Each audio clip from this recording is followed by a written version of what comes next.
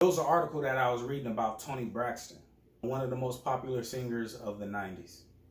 Toni Braxton said she wished she would have been more of a hoe, more of a thought back then.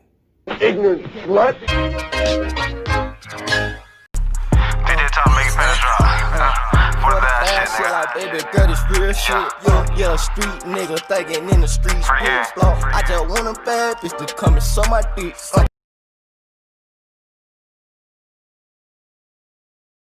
Stuff that she sees the girls doing or her peers back in those days, all the drugs and shit.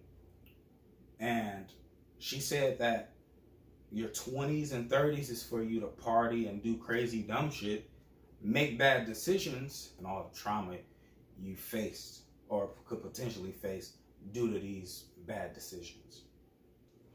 She said she was like, wasn't promiscuous and doing all this stuff because she was raised very religious. I say she was raised with structure, okay? It can, being religious, that's not my thing, but I can understand where they're coming from when it comes to that. You don't want to be like everybody else.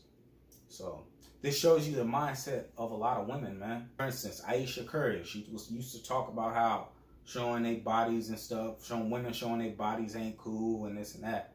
What does she do? Start showing her body. A few years later, yes, but still trying to show her body because in her mind, you know, that sheltered existence is like, damn, I kind of do want the attention. I kind of do want to get out there and do all that. That is a flawed, counterproductive mindset. That's not a good mindset to have. Why?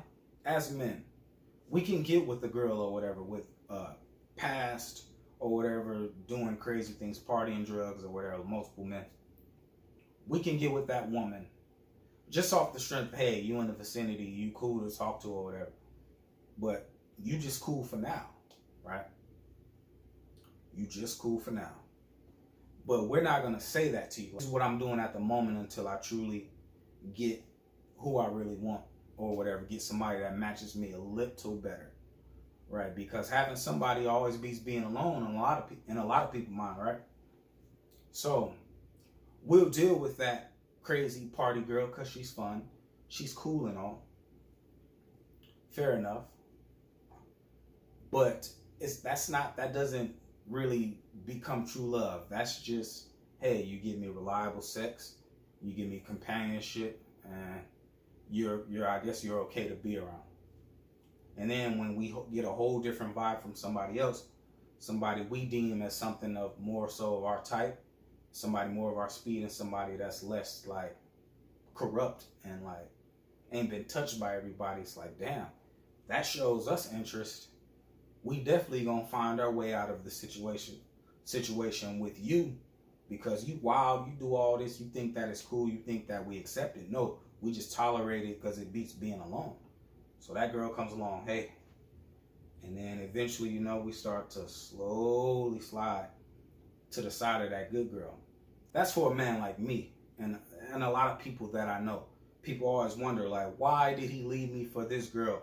Because she's ugly, she's that, her body ain't like mine, this and that. It ain't always about that, right? You tell us some things, it's like, damn, you're not even really that good of a person, but you know, it is what it is. So Toni Braxton saying all that, she's regretting that she was more reserved and more modest and more selective with who she had sex with and all that partying and shit. She regrets it. Why are you regretting it? Because I guess situations didn't work out in her life. Like, okay, maybe she didn't end up with the man she wanted to be with, yada yada yada yada, so on and so forth. That's life and shit happens. Teaching the youth the wrong thing. You don't want your daughters out there partying and all that. We try to do whatever we can to prevent all that from happening. But then once it happens, you guys tolerate that and all that. Okay, whatever. But that couldn't be me. So it's just a messed up mindset to have because she sees that those people were happy. they were good. They, oh, I'm partying. Oh, it's fun. Yeah, sex with everybody. Oh, it's cool. It's cool. Outwardly, she thinks that they're okay, but mentally, she doesn't know the emotional stress, the mental beatdowns, and all the stuff, all the things that they truly think about when they reflect back on their life. They have regrets. The people that was doing all this crazy, dumb stuff. I even have regrets from some of the things that I did, and I'm a dude. But it is what it is. But they have these regrets on these situations. That's what Toni Braxton don't see. She sees, oh, they're having fun or whatever. Oh, therapy sounds good. It sounds good to go to therapy, but when you have something on your mind, when you have such deep regret, something on your mind to the point where you have to stop yourself from having these crazy suicidal thoughts and just ending it all, then you will see like, damn, I shouldn't have done that. And you will see like, damn, I'm kind of fortunate that I had parents that was strong enough and cared enough to try to keep me on the right path. These people who do these crazy things, a lot of them are single. All these people done crazy, either strung out, single, or just unhappy in general. Just unhappy in general. A lot of suicidal people, man, it's not really no warning signs. They put on that mask, that face every day, go out and live their life, living with regret. It could be from one thing, it could be from plenty of things, but it's some things that they've done in their lives that it's like it's hard to live with. So you got to be fortunate, man, that you got parents that's trying to keep you on the right track, man. I'm going to keep stressing that, man. Don't try to be like what you see. Oh, social media. We see social media all the time. All these people are happy on social media. They got all the money. Everybody got all the money. Behind the scenes, they're not happy. They borrowing money, borrowing bottles, borrowing cars. It's just to look good. I could look at Instagram, see somebody, a celebrity Instagram, and be like, damn, he living a life. He happy as hell. Not knowing that everything is not his, for one. And this person is dead inside. Right?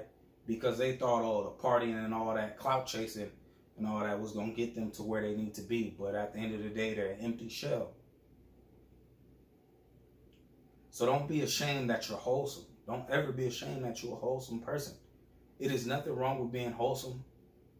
It's admirable, and people will see that. Like, I'm used to a certain type of person in my environment, but once I get a different vibe and a different feel, and somebody that was raised differently and didn't fall for the influence or whatever, wasn't influenced by none of the bull, you feel that and you gravitate towards that. So at the end of the day, man, be proud of who you are. Be proud if you were raised right, if you was raised with both parents that actually gave a shit about you. Kids want to rebel and stuff. You can't control me. I should be able to do what I want with my life. Like, no, that's not going to work with me.